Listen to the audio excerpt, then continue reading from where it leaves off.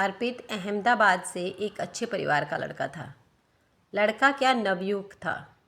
सरकारी नौकरी करते हुए 6 माह हो चुके थे। उसके पास स्वयं की कार थी, लेकिन वह पुल वाली कैब से ऑफिस जाना पसंद करता था। शहर में कैब की सर्विस बहुत अच्छी थी। अर्पित खुश मिजाज इंसान था। कैब में सह यात्रियों और कैब चालक से बात करना उसको बहुत अच्छा लगता था। उस दिन भी वह ऑफिस से घर वापसी आते हुए रोज़ की तरह शेयरिंग वाली कैब से आ रहा था। रास्ते में श्रेया नाम की एक और सवारी उस कैब में सवार होनी थी। अर्पित की आदत थी कि शेयरिंग कैब में वह पीछे की सीट पर जिस तरफ बैठा होता था उस तरफ का गेट लॉक कर देता था। उस दिन भी ऐसा ही था। श्रेया को लेने जब कैब पहुंची तो उसने अर्पित वाली तरफ के गेट को खोलकर बैठने की कोशिश की, पर गेट लॉक होने के कारण उसका गेट खोलने में असफल रही। श्रेया छल्लाकर कार की दूसरी तरफ से गेट खोलकर बैठ गई। युद्ध की स्थिति तुरंत ही बन गई और सारे रास्ते अर्पित और श्रेया लड़ते हुए गए। घर आने पर अर्पित उतर गया। श्रेया के लिए ये वाकया बर्दाश्त के बाहर था। असल में श्रेया को अपनी लड़की होने का बहुत गुरूर था। आज तक उसने लड़कों को अपने आसपास चक्कर काटते ही देखा था। कोई लड़का इतनी बुरी तरह से उससे पहली बार उलझा था। श्रेया के तन बदन में आग लगी हुई थी। अर्पित का घर श्रेया ने उस दिन देख ही लिया था। नाम पते की जानकारी से श्रेया ने अर्पित के बारे में सब कुछ पता कर लिया और तीसरे ही दिन अर्पित के घर से 50 मीटर दूर आकर लगभग उसी समय के अंदाजे के साथ कैब बुकिंग का प्रयास किया। जब अर्पित सुबह ऑफिस के लिए निकलता था, श्रेया का भाग्य कहिए या अर्पित का दुर्भाग्य, श्रेया को अर्पित वाली कैब में ही बुकिंग मिल गई।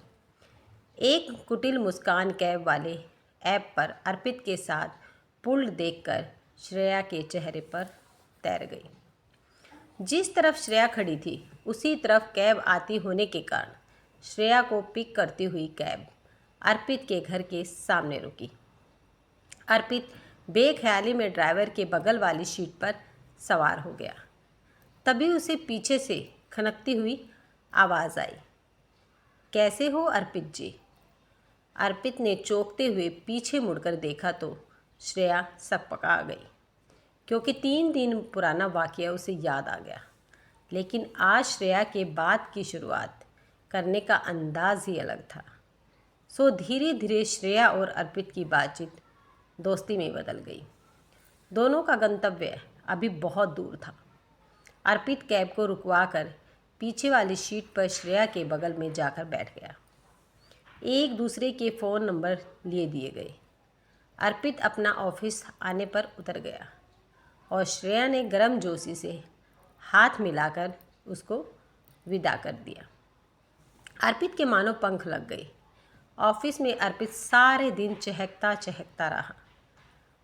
दोपहर में श्रेया का फ़ोन आया तो अर्पित का तन बदन झूम उठा। श्रेया ने उसको लंच साथ करने का प्रस्ताव रखा, जो उसने सहर्ष स्वीकार कर लिया।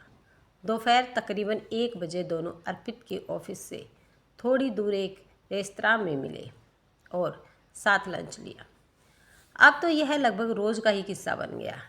ऑफिस के बाद शाम को भी दोनों मिलने लगे और साथ साथ घूमते फिरते दोनों के बीच में जैसे प्यार के अंकुर फूट के खिलने लगे। एक दिन श्रेया ने अंकुर को दोपहर में फ़ोन करके बताया कि शाम तक वह घर में अकेली है और अगर अर्पित उसके घर आ जाए तो दोनों अच्छा समय साथ बिता सकते हैं। अर्पित के सिर पर प्यार का भूत पूरी तरह से चढ़ा हुआ था। अपने बॉस को तबीयत खराब का बहाना बनाकर अर्पित श्रेया के घर के लिए निकल पड़ा था। आने वाले किसी भी तूफान से बेखबर, मस्ती और वासना में चूर अर्पित श्रेया के घर पहुंचा और डोरबेल बजाई। एक मादक अंगड़ाई लेते हुए श्रेया ने अपने घर का दरवाज़ा खोला। श्रेया के गीले और खुले बाल और नाइट गाउन में ढका बदन देखकर अर्पित की खुमारी और परवान चढ़ गई। श्रेया ने अर्पित को अंदर लेकर गेट बंद कर दिया। कुछ ही देर में दोनों एक दूसरे के आगोश में आ गए और एक प्यार भरे रास्ते पर निकल पड़े थे। अर्पित ने श्रेया के बदन से कपड़े जुदा करने में कोई जल्दबाजी नहीं दिखाई। उसने श्रेया के पूरे बदन पर मादकता से फोरप्ले करते हुए समूचे जिस्म को प्यार से सहलाया। धीरे धीरे अब अर्पित श्रेया के बदन से कपड़े जुदा करने लगा। एकाएक ही श्रेया जोर जोर से चिल्लाने लगी। अर्पित को कुछ समझ नहीं आ रहा था कि वह चिल्ला क्यों रही है। कुछ ही पलों में अड़ोस पड़ोस के बहुत से लोग जमा हो गए और श्रेया के घर के अंदर आ गए। श्रेया ने चुपचाप मेन गेट पहले ही खोल दिया था। श्रेया ने सबको बताया कि अर्पित ज़बरदस्ती घर में घुसकर उसका बलात्कार करने की कोशिश कर रहा था। उनमें से एक आदमी ने पुलिस को फ़ोन कर दिया। ये सब इतनी जल्दी हुआ कि अर्पित को सोचने समझने का मौका ही नहीं मिला। थोड़ी ही देर बाद अर्पित सलाखों के पीछे था।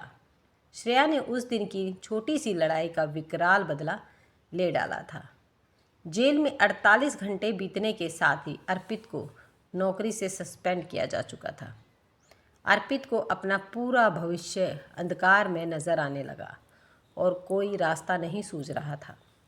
कोर्ट में कई बार पेश किए जाने के उपरांत आज जज ने उसके लिए सज़ा मुकर्रर करने की तारीख रखी थी। अंतिम सुनवाई के उपरांत जज साहिबा जैसे ही अपना फैसला सुनाने को हुई, अचानक ही इंस्पेक्टर प्रकाश ने कोर्ट में प्रवेश करते हुए जज साहिबा से एक सबूत पेश करने की इजाज़त मांगी। मामला संगीन था और जज साहिबा बड़ी सज़ा सुनाने के मूड में थी, इसलिए उन्होंने इंस्पेक्टर प्रकाश को अनुमति दे दी। इंस्पेक्टर प्रकाश के साथ अर्पित का सहकर्मी विकास था और विकास के मोबाइल में अर्पित और श्रेया के बीच हुए प्रेमालाप की ओर श्रेया के मादक आहें भरने और अर्पित की वासना को और भड़काने के लिए प्रेरित करने की समूची ऑडियो रिकॉर्डिंग मौजूद थी। दरअसल जिस समय दोनों का प्रेमालाप शुरू होने वाला था, उसी समय विकास ने अर्पित की तबीयत पूछने के लिए उसको फ़ोन मिलाया था और अर्पित ने गलती से फ़ोन काटने के बजाय रिसीव करके बेड के एक तरफ रख दिया था। विकास ने सॉरी कॉल रिकॉर्ड कर ली थी। श्रेया और अर्पित के बीच हुआ सारा वार्तालाप और श्रेया की वासना भरी आहें व अर्पित को बार बार उकसाने का प्रमाण उस सारी रिकॉर्डिंग से सर्वविदित हो गया। अदालत के निर्णय लिए जाने वाले दिन पूर्व में श्रेया द्वारा रूप जाल में फंसाए हुए अनिल ने भी अदालत में श्रेया के खिलाफ बयान दिया, जिससे श्रेया का ऐयाश होना और पुख्ता हो गया। अदालत ने तमाम सबूतों को मद्देनज़र रखते हुए यह संज्ञान लिया कि श्रेया एक ऐयाश लड़की थी और भोले भाले नौजवानों को अपने रूप जाल में फंसाकर उनके पैसों पर मौज मस्ती और ऐश करती थी। एक बेगुनाह नौजवान की ज़िंदगी बर्बाद होने से बच गई। श्रेया को चरित्रहीनता और झूठे आरोप लगाकर युवक को बर्बाद करने का प्रयास करने का आरोपी करार देते हुए जज ने जमकर फटकार लगाई। जज ने श्रेया को भविष्य में कुछ भी गलत करने पर सख्त सज़ा की चेतावनी देते हुए अर्पित को बाइज्जत बरी करने के आदेश दिए। अर्पित ने मन ही मन ऊपर वाले का शुक्रिया अदा करते हुए भविष्य में एक सादगी भरी ज़िंदगी जीने का निर्णय कर लिया। अगर आपको ये वीडियो पसंद आई है तो वीडियो को लाइक, शेयर और सब्सक्राइब करना